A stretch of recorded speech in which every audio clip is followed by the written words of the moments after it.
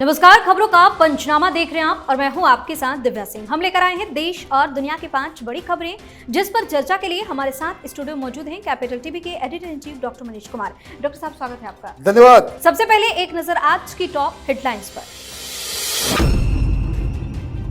बांग्लादेश में हिंदुओं पर बढ़ रहा अत्याचार, विदेश मंत्री जयशंकर ने प्रधानमंत्री मोदी से की मुलाकात, मौजूदा हालात पर हुई चर्चा। संसद में तीसरे दिन भी विपक्षी सांसदों का हंगामा, राहुल गांधी की हरकतों से नाखुश है ममता बनर्जी, बोले अडानी के अलावा और भी है देश में मुद्दे, संसद चलने दो। अब उद्धव सेना में भी उठा हिंदुत्व का 2022 वाला सवाल, कांग्रेस को बताया गया बोझ, उद्धव ठाकरे हो सकते हैं इंडी गठबंधन से बाहर। दिल्ली हाईकोर्ट ने आप सरकार के दावों की खोल दी पोल, हेल्थ स्कीम को लेकर उठाए कई सवाल, अरविंद केजरीवाल की कर दी पोल की बात। संभल हिंसा मामले में सीएम योगी का तगड़ा एक्शन जारी, अब तक पुलिस ने 31 लोगों को किया गिरफ्तार, जुम्मे की नमाज को लेकर खास तैयारी। सबसे पहली खबर में बात बांग्लादेश की। बांग्लादेश में हिंदू संत चिन्मय कृष्णदास की गिरफ्तारी के बाद से हालात तनावपूर्ण हैं। हिंदुओं पर लगातार हमले हो रहे हैं। भारत सरकार भी बांग्लादेश में हिंदुओं के हालात पर चिंता जाहिर कर चुकी है। इस बीच बांग्लादेश में हिंदुओं के खिलाफ बढ़ते हमलों को देखते हुए विदेश मंत्री एस जयशंकर ने प्रधानमंत्री नरेंद्र मोदी से मुलाकात की है। विदेश मंत्री ने प्रधानमंत्री मोदी को बांग्लादेश के मौजूदा हालात से परिचित कराया है और उनको मामलों में उठाए गए उचित कदमों की जानकारी भी दी है। बताया जा रहा है कि अगर दोनों सदन सुचारू रूप से चलते हैं तो विदेश मंत्री जयशंकर इस मामले पर जल्द ही बयान दे सकते हैं। आज मंत्री जयशंकर ने मुलाकात की है प्रधानमंत्री से, क्या चर्चा हुई? देखिए, चर्चा आपस में भी कर सकते थे।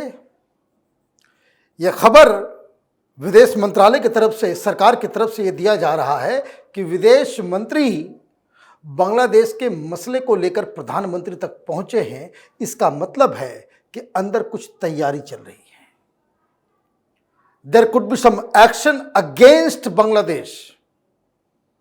आप ये समझिए, बांग्लादेश बिना हिंदुस्तान के सरवाइव नहीं कर पाएगा 5 दिन भी। मामला 20 तारीख तक का है। 20 जनवरी को डोनाल्ड ट्रंप वहां पे शपथ लेंगे, सत्ता संभालेंगे। पूरी दुनिया का चाल चरित्र, चेहरा इंटरनेशनल पॉलिटिक्स का वो बदल जाएगा। और जिस हिसाब से वहां पे हिंदुओं को प्रताड़ित किया जा रहा है, मारा जा रहा है, काटा जा रहा है, डोनाल्ड ट्रंप ने भी कहा था कि बांग्लादेश में हिंदुओं की वो रक्षा करेंगे। और ऐसे माहौल में जब प्रधानमंत्री मोदी ये मैसेज देते हैं कि विदेश मंत्री हमें सारी जानकारियां दे रहे हैं, मतलब प्रधानमंत्री मोदी जानकारियां ले रहे हैं, तो इसका मतलब है कोई बहुत तगड़ा इलाज बांग्लादेश का होगा।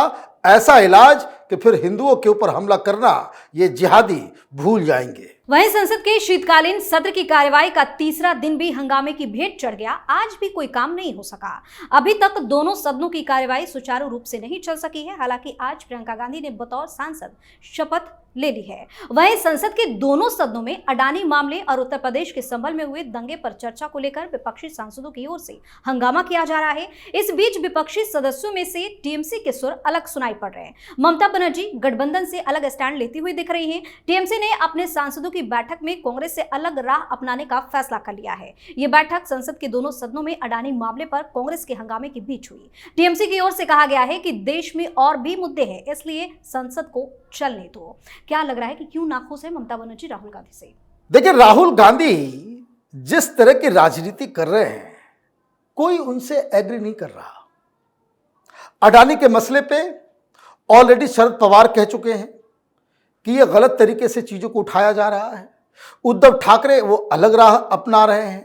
ममता बनर्जी ने तो आज खुल्लम खुल्ला कह दिया कि यह बकवास बंद होना चाहिए। प्रधानमंत्री मोदी से लड़ना है तो हम जनता से जुड़े हुए सवाल उठाएंगे। ये राहुल गांधी अननेसेसरी का बवाल काट रहे हैं और ये चाहते कि तमाम विपक्ष जो है उनके साथ मिलकर हंगामा करे। हमें हंगामा नहीं करना है। तो ये राहुल गांधी के लिए बहुत बड़ा सेटबैक है।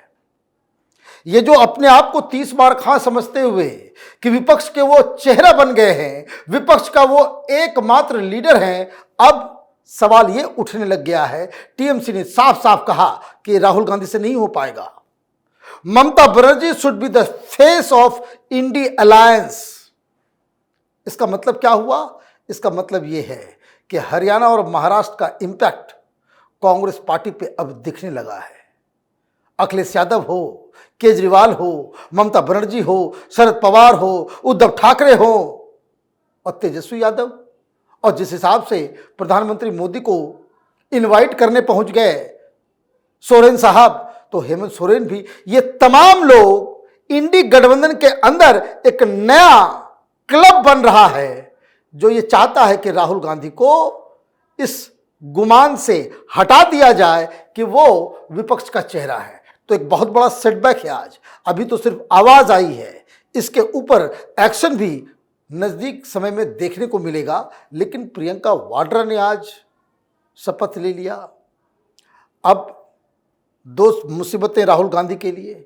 एक, अगर उनका परफॉर्मेंस बढ़िया रहा तो समझिए कि कांग्रेस पार्टी के अंदर एक और पावर सेंटर बन जाएगा, एक और पावर सेंटर बन गया। और अगर आप उनको महत्व नहीं देते हो तो राहुल गांधी के पर्सनालिटी के ऊपर ये जो बीच बीच में एक दूसरे को हक करना, प्यार दिखाना, ये सब दिखावा माना जाएगा। जी, इस खबर में बात महाराष्ट्र की। जून 2022 में एकनाथ शिंदे ने जब 40 विधायकों को लेकर शिवसेना से बगावत की थी और उद्धव ठाकरे को इस्तीफा देना पड़ा था, तो हिंदुत्व का सवाल उठा था। एकनाथ शिंदे और उनके समर्थकों ने आरोप लगाया था कि उद्धव ठाकरे ने कांग्रेस के साथ जाकर हिंदुत्व से समझौता किया है। अब विधानसभा चुनाव में भी उद्धव सेना को झटका लगा है और अब हालात ये हैं कि उद्धव सेना के अंदर ही सवाल उठने लगे हैं कि क्या कांग्रेस के साथ गठबंधन में रहना सही है। उद्धव सेना की मीटिंग हुई जिसमें पार्टी के नेताओं ने सवाल उठाए और आने वाले स्थानीय निकाय के चुनाव में अलग से लड़ने का भी प्रस्ताव रख दिया। कई लोग पार्टी में मानते हैं कि हमें बिना किसी गठबंधन के ही अकेले उतरना चाहिए। उन्होंने कहा कि यह बहुमत की राय है कि हमें अलग से चुनाव लड़ना चाहिए ताकि संगठन को खड़ा किया जा सके। क्या लग रहा है कि अब यह जरूरत क्यों महसूस हो रही है कि अलग से चुनाव लड़ना? देखिए, भारत में जो राजनीति है उसमें राजनीतिज्ञों को मौसम वैज्ञानिक होना चाहिए, हवा का रुख पहचानने की क्षमता होनी चाहिए, पब्लिक सेंटिमेंट्स, पब्लिक ओपिनियन किसके साथ है वो अकल में आना चाहिए। आप राजनीति में हैं क्योंकि आप सत्ता चाहते हैं। कोई एनजीओ तो खोल के बैठा नहीं है आप लोगों ने, कोई वैचारिक आंदोलन तो कर नहीं रहा। आप पॉलिटिकल पार्टी हैं, your prime duty is to grab power. और इसलिए इसमें सबसे अक्लमंदी की चीज यही होती है कि जिसके पास पावर है, जिसकी तरफ पावर है, जिसके साथ जनता का आशीर्वाद है, वो लीडर, वो पार्टी सरवाइव करती है। और राहुल गांधी तो डूबता हुआ जहाज है। देखिए किस तरीके से हार हुई है। तो ये बट ऑब्वियस है कि उद्धव ठाकरे इसके ऊपर रिथिंक करेंगे। वो रिथिंक नहीं करेंगे तो उनकी पार्टी के लोग रिथिंक करवा देंगे। उद्धव ठाकरे के पास मात्र दो ऑप्शन है, कांग्रेस से अलग होकर अपनी पार्टी को बचाए या कांग्रेस से सटकर अपनी पार्टी को डुबाएं और उसमें विभाजन होगा। क्योंकि बाकी सारे लोग तो उद्धव ठाकरे के नाम पे नहीं आते। उद्धव ठाकरे, शिवसेना, उद्धव ठाकरे गुट उन नेताओं को चुनाव में जितवा सकता है, इसलिए तो उनके साथ है। अब जब ये एक्सपोज हो चुके हैं कि उद्धव ठाकरे में दम नहीं रहा, तो उद्धव ठाकरे दो ही तरीका है दम पैदा करने के लिए, आपको पलटी मारनी होगी या फिर वही हश्र होगा जिस तरह से शिंदे गए। अभी और भी बहुत सारे लोग जो है वो लाइन पे हैं। जब इतनी ज़्यादा संख्या में विधायक थे तब पार्टी टूट गई। अभी तो मात्र 20 बचे हुए हैं। पार्टी टूटने में ज़रा सा भी वक्त नहीं लगेगा। जी। और अब बात केजरीवाल की। दिल्ली हाईकोर्ट ने देश की राजधानी में आम आदमी पार्टी सरकार के वर्ल्ड क्लास स्वास्थ्य सेवाओं के दाव की हवा निकाल कर रख दी। चीफ जस्टिस मनमोहन और जस्टिस तुषार राव गिडेला के बेंच ने कहा कि यह कितना अजीब है कि दिल्ली सरकार केंद्र की सहायता स्वीकार नहीं कर रही, जबकि उसके पास अपने हेल्थ केयर सिस्टम के लिए कोई पैसा नहीं है। कोर्ट ने राज्य सरकार से कहा कि आपकी राय में अंतर हो सकता है, लेकिन इस मामले में आप सहायता लेने से क्यों इनकार कर रहे हैं? आपके अस्पतालों में कोई भी मशीन काम नहीं कर रही, क्योंकि वास्तव में आपके पास उन्हें चलाने के लिए पैसे ही नहीं हैं। कोर्ट ने राज्य सरकार के पास धन की कमी के चलते कई आगामी अस्पतालों के पूरा ना होने पर भी नाराजगी जाहिर की और कड़ी फटकार भी लगाई है।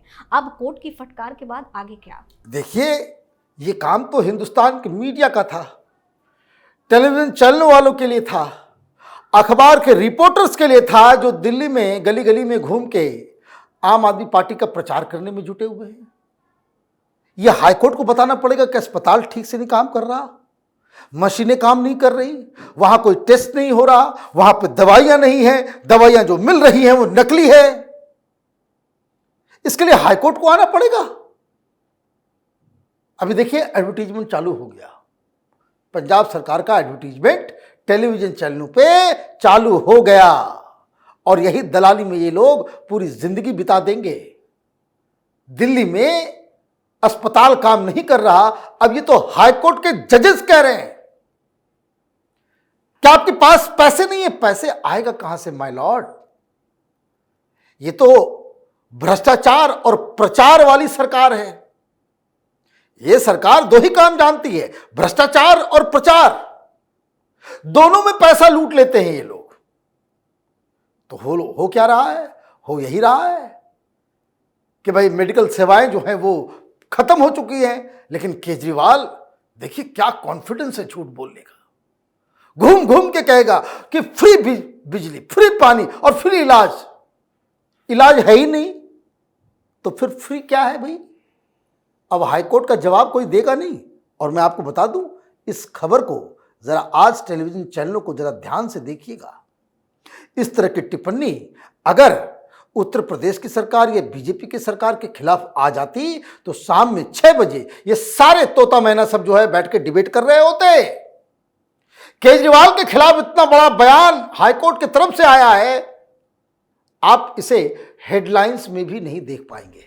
जी। आखिरी खबर में बात संभल विवाद की। संभल में पुलिस ने हिंसा में शामिल 3 और आरोपियों को गिरफ्तार किया है, साथ ही लूटे गए कारतूस और रबर प्लेट भी बरामद की है। अब तक मामले में पुलिस ने 28 लोगों को गिरफ्तार किया है। 19 नवंबर को शाही जामा मस्जिद के सर्वे के जिला कोर्ट के आदेश के बाद संभल में 24 नवंबर को भड़के हिंसा के बाद इंटरनेट सेवा बंद कर दी गई थी। जिला प्रशासन ने कल यानी शुक्रवार शाम तक के लिए इसे बंद रखने का ही फैसला लिया है। चूंकि 29 नवंबर को ही जामा मस्जिद के सर्वे की रिपोर्ट कोर्ट में पेश की जानी है, इसे लेकर पुलिस प्रशासन विशेष एहतियात बरत रहा है। मस्जिद और जिला कोर्ट में सुरक्षा भी बढ़ा दी गई है।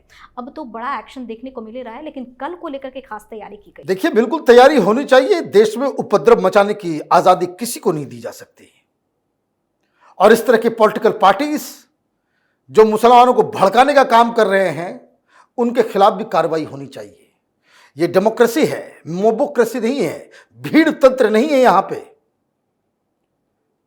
कोई लोग कोर्ट के आदेश का पालन करते हुए किसी जगह की सर्वे करने जाएंगे, आप पत्थर चला दोगे।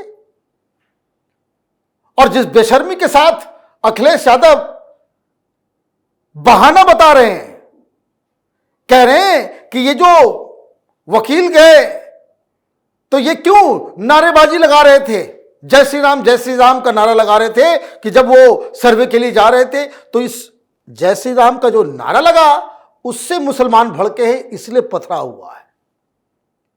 कभी लोग सुनते भी हैं कि क्या कहते हैं ये। कोई जय श्री राम का नारा लगाएगा तो आप पत्थर मार दोगे? तो रोज अजान 5 बार होता है तो रोज पत्थरबाजी होना चाहिए। मतलब आप लोगों ने यू हैव लॉस्ट सेंसेस, दिमाग काम करना बंद कर दिया है क्या? और हकीकत क्या हुआ मालूम ये चल रहा है कि सर्वे करने के लिए जब ये लोग पहुंचे तब कोई नारेबाजी नहीं थी, भीड़ आ गई, दंगा शुरू हो गया। वो जो वीडियो नजर आ रहा है उस वीडियो की हकीकत यह है कि पुलिस वाले जब वहां पे हंगामा शुरू हुआ, पथराव शुरू हो गया, दंगा भड़क गया, तब पुलिस वाले एडवोकेट को निकाल के बाहर लेकर के जा रहे हैं। जब वो बाहर लेकर के जा रहे हैं तो कई सारे हिंदू लोग भी उसके साथ खड़े हो गए कि भाई वकील साहब को कुछ ना हो। तो विष्णु जैन वो वॉक करके वो मस्जिद जा नहीं रहे हैं, मस्जिद से अपनी जान बचा करके जा निकल रहे हैं। और इस दौरान नारेबाजी, मतलब ये कि दंगा पहले और ये नारेबाजी बाद में हुई है।